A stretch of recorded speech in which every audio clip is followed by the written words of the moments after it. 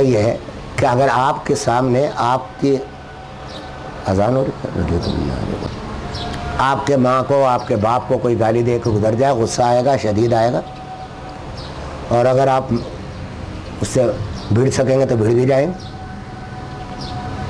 لیکن اگر آپ کے سامنے آپ کے رسول کو اور آپ کے خدا کی شان میں کوئی گستاخی کر کے گزر جائے تو آپ کو اس سے زیادہ غصہ آئے، آپ اس کے لیے اپنی جان بھی دینے کو تیار ہو جائیں۔ یہ کس بات کی علامت ہے؟ اسی بات کی کہ اللہ نے محبت دل میں ڈالی ہوئی، اللہ تعالیٰ نے اس کلمے کی برکت سے یہ محبت ہر مومن کو عطا فرمائی ہے کہ اللہ سے محبت کرتا ہے۔ لیکن ایک محبت تو یہ ہے جو باپ کی اور بیٹے کے درمیان رشتے کی وجہ سے ہے۔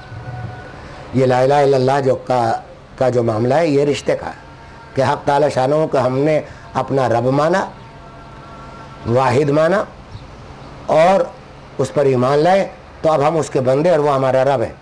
یہ ایسا ہے جیسے ایک باپ اور بیٹا کا رشتہ ہوتا کہ اس سے بہت بڑا رشتہ ہے، لیکن بہت سے بیٹے ایسے ہوتے ہیں جو آپ کا کہنا نہیں مانتے، ان کے دلوں میں محبت نہیں ہوتی، یا محبت ہوتی ہے لیکن اس محبت پر عمل نہیں کرتے۔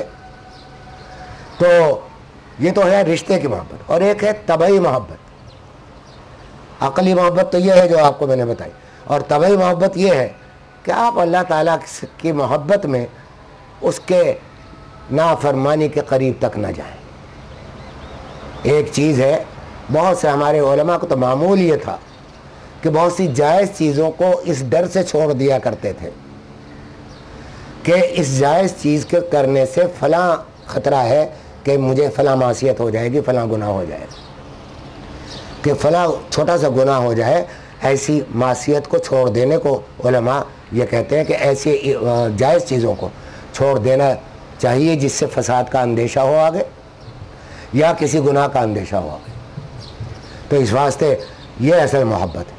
یہ محبت حاصل ہوگی نہ کتابوں سے، نہ اور کسی اور ذریعے سے۔ یہ محبت صرف حاصل ہوگی تو صحبت سے حاصل ہوگی، ایسی صحبت سے جس کو اللہ تعالیٰ نے اپنی محبت سے نوازا ہو، ایسی صحبت سے جو اللہ کا خوف رکھتا ہو، ایسی صحبت سے جو اپنے ہر عمل میں نبی کریم حضرت محمد مصطفیٰ صلی اللہ تعالیٰ علیہ وآلہ وسلم کی سنت طیبہ پر عمل کرتا ہو، ہر معاملے میں سنت طیبہ پر عمل کرتا ہو۔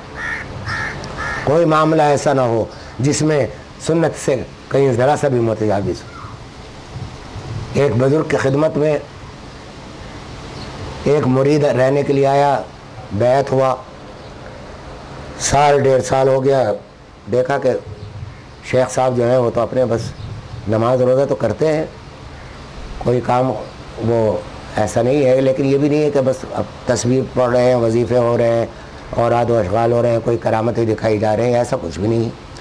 تو انہیں خیال ہوا کہ بھائی کہیں ایسا تو نہیں کہ میں اپنا وقت ہی برباد کر رہا ہوں۔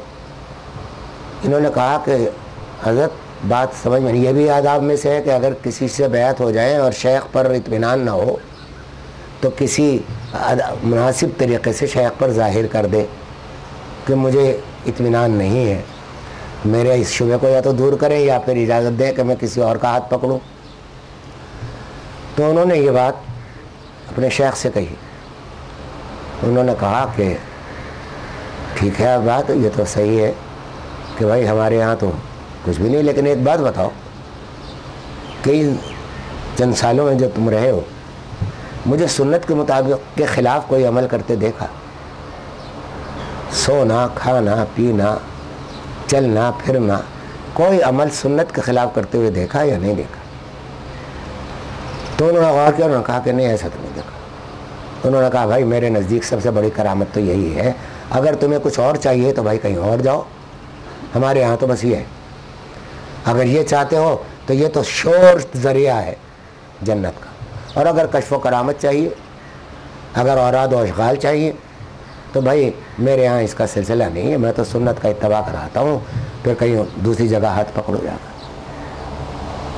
ایک اور واقعہ جو بار بار میں شاید سنا چکا ہوں، اس مجلس میں پھر سنا دیتا ہوں موقع کے مناسبت سے، کہ ایک شیخ کے پاس ایک بزرگ کے پاس ایک شیخ وہ ایک مرید پہنچے اپنی اصلاح کے لیے۔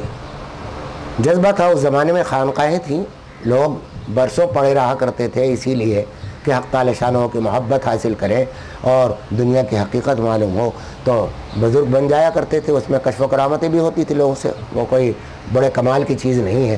کشف و کرامت تو جوگیوں سے بھی حاصل ہو، اکثر سامنے آ جاتے. تو یہ رہے ان کے خدمت میں کافی عرصہ. ان کا کاروبار تھا، بہت کارخانے چلتے تھے شیخ کے، کچھ کاروبار تھا کہیں مختلف چیزوں کا. تو یہ اپنا دیکھتے تھے کہ بھئی ہاں نماز روزہ بھی ہے، سب کچھ ہے اللہ کے، کوئی حلال حرام کے پاس نہیں، بلکہ مکروہ تک کے پاس نہیں جاتے. تو اس واسطے لیکن طبیعت میں یہ تھا کہ بھئی کچھ ملے گا.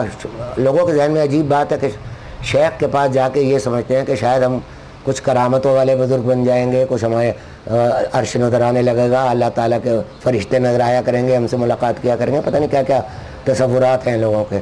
بہرحال تو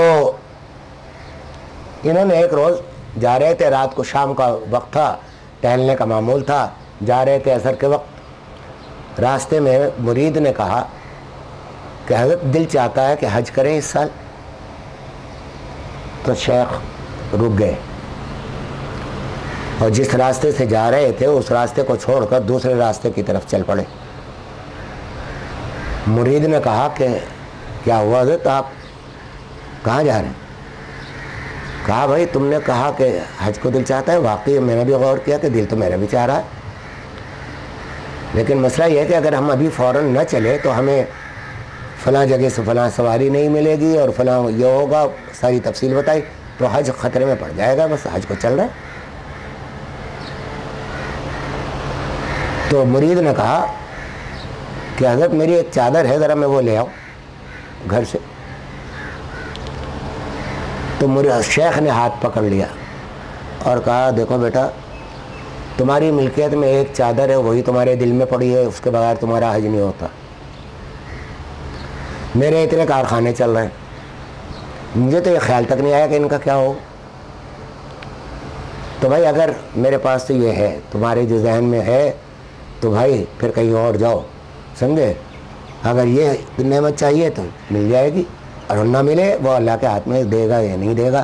یہاں تو صحبت میں یہی ملے گا اور کچھ نہیں. کشف و کرامت یہاں نہیں، سمجھے آپ. تو خلاصہ یہ ہے کہ اللہ تعالیٰ کا ہم بکا ہوا مال ہے. وقت بھی زیادہ ہو رہا ہے میرا خیال ہے اب، تو میں مختصر کروں بات کو. تو قرآن کریم کی ایک جز کا بیان ہوا تھا کہ ان اللہ اشتری من المؤمنین انفسهم واموالهم بان لهم الجنہ، کہ ہم اللہ تعالیٰ نے خرید لی ہیں تمہاری جانیں اور تمہارے اموال، مال خرید لیے، اور ان کے بدلے تمہارے پاس تمہارا عوض جنت ہے. اس انویسٹمنٹ کو میچور کر لو، سمجھے. اس ایمان کو، اس بات کو کہ ہم بکا ہوا مال ہے، اس عقیدے کو قبر تک لے جاؤ. تو پھر میچور ہو گئے، پھر جنت مل گئی.